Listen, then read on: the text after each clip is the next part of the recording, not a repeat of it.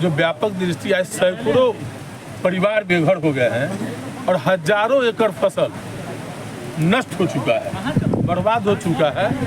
इसलिए हम आपके माध्यम से प्रशासन से कहेंगे कि जितने किसान प्रभावित हुए हैं तमाम किसानों को उनको मुआवजा दिया जाए। हम कहते हैं कि बाढ़ से पहले अनुश्रवण की बैठक होती है, उसमें जनप्रतिनिधियों की भी राय ली जाती है और अभियंता जो होते हैं इसके रख रखाव करने वाले जो पदाधिकारी हैं लगातार उनको अनुश्रवण करना है, उनको देख रेख करना है कि कहीं से कोई लीकेज तो नहीं है, कहीं जो है किसी तरह का प्रॉब्लम तो नहीं है। तो कहीं ना कहीं इसमें चूक हो गई है। बाढ़ से पहले जो अनुश्रवण की बैठक होती है उस बैठक में अगर जनप्रतिनिधियों को साथ ले ले और सही अनुश्रवण होता है और बांध की स्थिति को अगर अवगत करते अगर जो संबंधित पदाधिकारी है तो मुझे लगता है कि इस तरह की भयावह दृष्टि नहीं होती।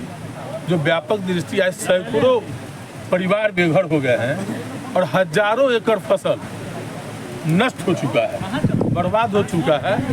इसलिए हम आपके माध्यम से प्रशासन से कहेंगे कि जितने किसान प्रभावित हुए हैं तमाम किसानों को उनको मुआवजा दिया जाए और जो बेघर हुए हैं, जो बाढ़ प्रभावित पीड़ित हैं, परिवार हैं, उनको जो है से सूची बना करके जांच करके उनको मदद की जाए और सामुदायिक किचन भी गरीबों के लिए चलाया जाए ताकि गरीबों का भी कोई सहारा नहीं है और शीघ्र ही शीघ्र बांध की मरम्मती हो, बांध को भर दिया जाए ताकि फिर आगे कोई घटना नहीं हो और कहीं न कहीं यह प्रशासनिक विफलता का कारण इस तरह का हाल ही में सुरक्षा बल बना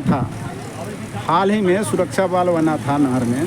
हम कहते हैं कि बाढ़ से पहले अनुश्रवण की बैठक होती है, उसमें जनप्रतिनिधियों की भी राय ली जाती है और अभियंता जो होते हैं इसके रख रखाव करने वाले जो पदाधिकारी हैं लगातार उनको अनुश्रवण करना है, उनको देख रेख करना है कि कहीं से कोई लीकेज तो नहीं है, कहीं जो है किसी तरह का प्रॉब्लम तो नहीं है। तो कहीं ना कहीं इसमें चूक हो गई है जिसके कारण यह दृश्य आ गया है, लोग तबाह हो गए हैं। तो हम प्रशासन से चाहेंगे कि तमाम किसानों, हजारों एकड़ भूमि का जो किसान है उनका जो है फसल बर्बाद हुआ है। लगातार बिहार में पुल गिर रहे थे, नहर टूट रहा है, कैसे देख रहे हैं? देखिए हम तो बोल रहे हैं ना कहीं जो है कि सरकार की स्थिति ठीक नहीं है। सरकार जो चल रही है वो भाग भरोसे राम भरोसे चल रही है, और नहीं तो यह स्थिति नहीं होती। ऐसा कोई जल जमाव का भी बहुत ऐसा नहीं था कि कोई जो है खतरे के निशान से ज़्यादा ऐसा कोई बात भी नहीं था। उसके बाद भी अगर बांध टूट रहा है तो कहीं ना कहीं प्रशासनिक विफलता है, सरकार की विफलता है जो इसकी रेख और सरकार बड़ी बड़ी अखबार में देखते हैं जो बाढ़ से पहले समीक्षा कर रहे हैं। तो कैसा समीक्षा किया आपने? आप समीक्षा करते हैं, अधिकारियों को बैठा के समीक्षा कर लेते हैं। अगर जनप्रतिनिधियों को भी बैठाया जाए, स्थानीय जो पंचायत प्रतिनिधि से लेकर के और स्थानीय प्रतिनिधि को अगर बैठाते तब आपको सही जानकारी हो जाती कि कहाँ पर क्या लचेज है, कहाँ पर क्या गड़बड़ी है।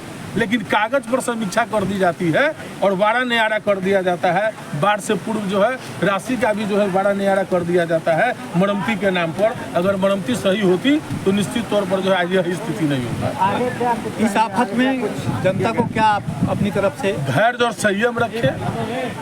आपदा का समय है, हम तमाम लोगों से कहना चाहेंगे और जो अभी प्रशासनिक व्यवस्था है, बांध का जो मरम्मती हो रहा है उसमें सहयोग करें और प्रशासन के लोग से कहना चाहेंगे कि जितने पीड़ित परिवार हैं उसको सूचीबद्ध कर उसको मुआवजा दे और जो हजारों एकड़ जो किसानों का जो बर्बाद हुआ है फसल उसको मुआवजा मिलना चाहिए। अभी जो घर से बाहर हो गए उसको भोजन पानी सब की बेघरों के लिए हमने जिलाधिकारी से भी बात किया है, हम एडीएम आपदा से भी बात किया है।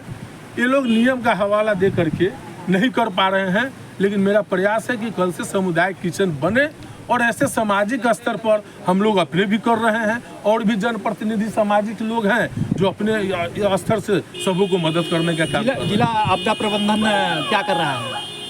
नियम है, जिला आपदा प्रबंधन नियम है कि 3 दिन वाटर लॉगिंग के बाद ही आप सामुदायिक किचन चला सकते हैं। नियमानुकूल नहीं है जिसके कारण नहीं है, लेकिन हमको लगता है कि कल से कुछ न कुछ व्यवस्था